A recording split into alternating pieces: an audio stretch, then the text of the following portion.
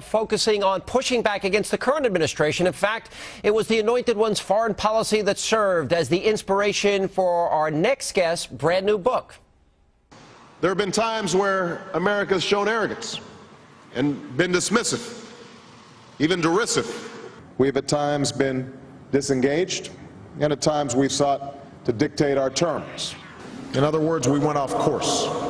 I would like to think that with my election and the early decisions that we've made, that you're starting to see some restoration of America's standing in the world. All right, well, Governor Mitt Romney's new book is appropriately titled No Apology, The Case for American Greatness. It addresses the president's apology tours and much, much more. And Governor Romney joins me now. Governor, good to see you in studio. Thanks, Sean. Good to be back. I'm usually looking over my shoulder, right behind you over there when I get to interview you. I got a lot of questions about politics. There's something, though, that you said in this book that I really love. I love what your father and your grandfather, what you described. Your grandfather, first of all, had a construction business. It went bankrupt a number of times. Your father made you do weeding in your backyard. I'm glad we all had jobs we hate. Not exactly heavy lifting, but yeah. Well, listen, without a weed whacker, it's kind of hard work. And he said to you, Mitt, the pursuit of the difficult makes men strong. Did that change you? Well, I heard it so often, I'm sure it had some impact. And Dad figured that one of the most important things you could teach a young man or a young woman was how to work. And so he gave us chores and gave us responsibilities. He took us into the office to see what he did. And we learned that working was a big part of the American experience. And as a result, I like to work, and I've done my best to teach my kids how to work, and I think they do pretty darn well. Well, you know, you'll know when my kids are here, because you usually hear their footsteps stomping around in the background when they're running around the studio. I think everyone in America, and I want to ask this in the context of this, because I was delivering papers at 8. I was scrubbing pots and pans at 12. I did every job there was in a restaurant. I've worked in every construction job imaginable in the course of my life. And then somehow, I don't know how I got here. But it really has made me a stronger person. I wonder if Americans are losing touch with, and you address this in the book, with that work ethic that made us so strong.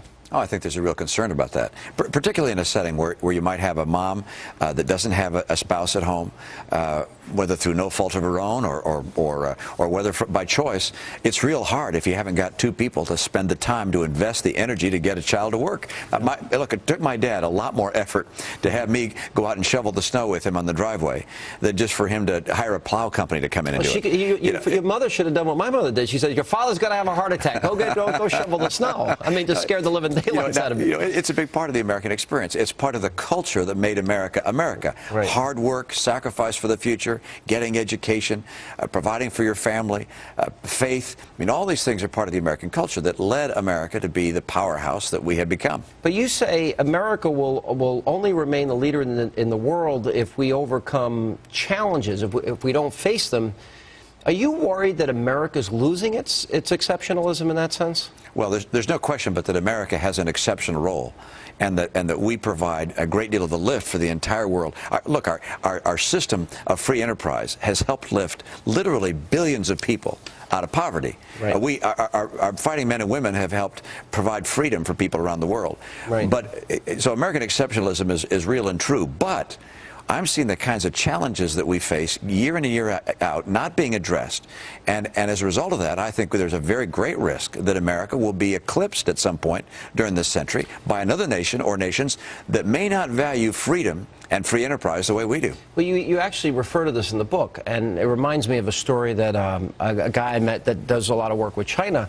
There are countries, China in particular, is looking at the United States as the new Europe, as sort of their better days are behind them because of the decisions we're making. How bad is it? Yeah. Well, I mean, it's very bad. I mean, you go through piece by piece and you say all of the elements that are in place in our country that would suggest a long-term decline are very much like the elements that were in place in other great nations in the past that declined. And I lay that out in the book for obvious reasons.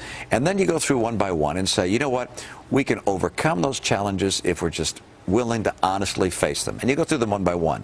We spend too much money. We're living on a credit card that's been issued by the Chinese. That we got to stop doing.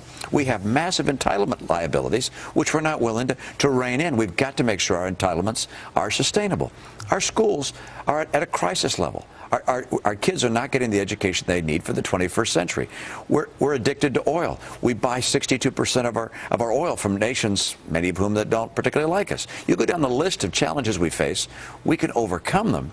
But if we just keep on kicking the ball down the field, America could find itself in the position that nations like France are today.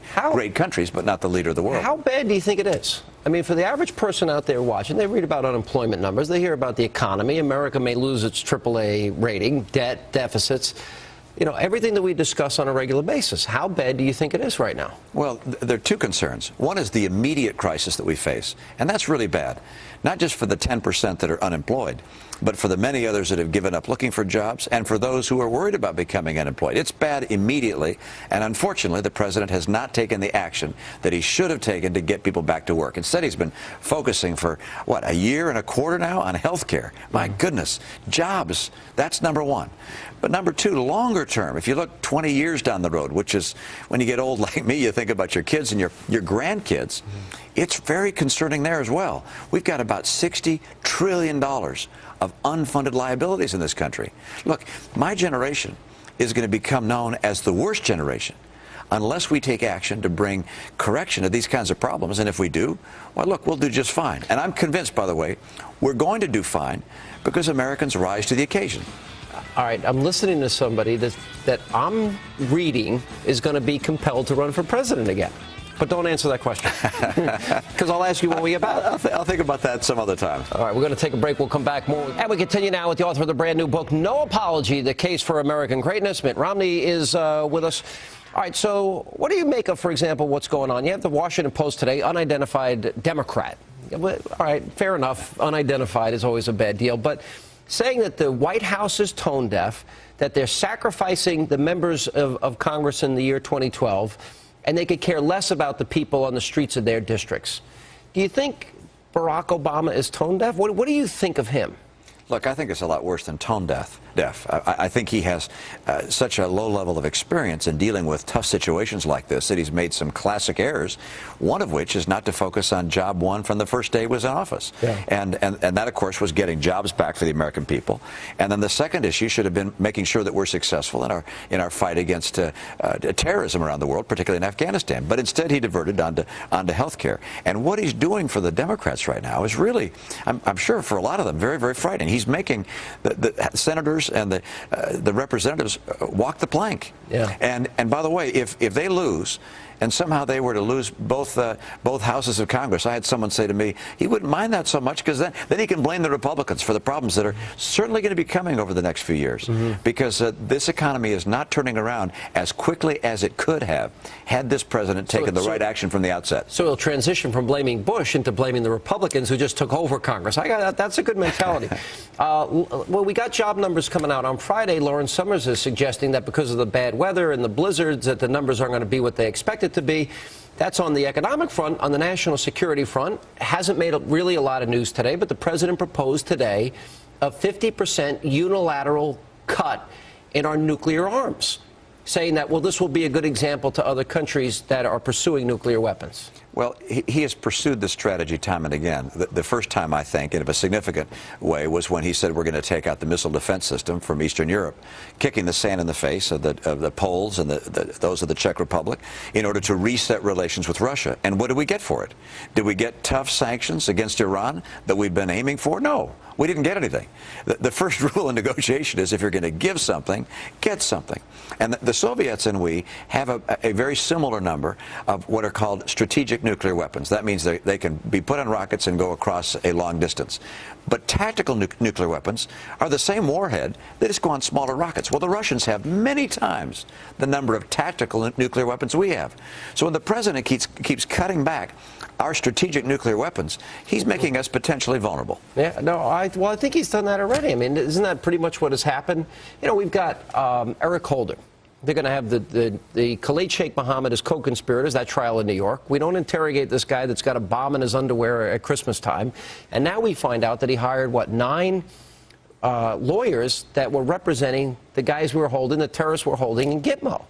Do you think he has put this country at risk? Has he made it less safe for the average American? Well, I think by virtue of the missteps that have occurred around the world, where he has, in some respects, pulled back from our friends and been unwilling to stand up to our foes, he has emboldened people to take actions which make the world less safe. One is certainly North Korea is pursuing headlong their additional nuclear capabilities. Iran has not been dissuaded in any significant way to pull back from their nuclear ambition. That makes the world less safe. The president has been unsuccessful in making headway on either front. The vice president, I think, said that the president would be tested in his first few days in office, and he has been. And he has, in my view, while he has the greatest of desires to help the country, I'm sure he made some enormous errors.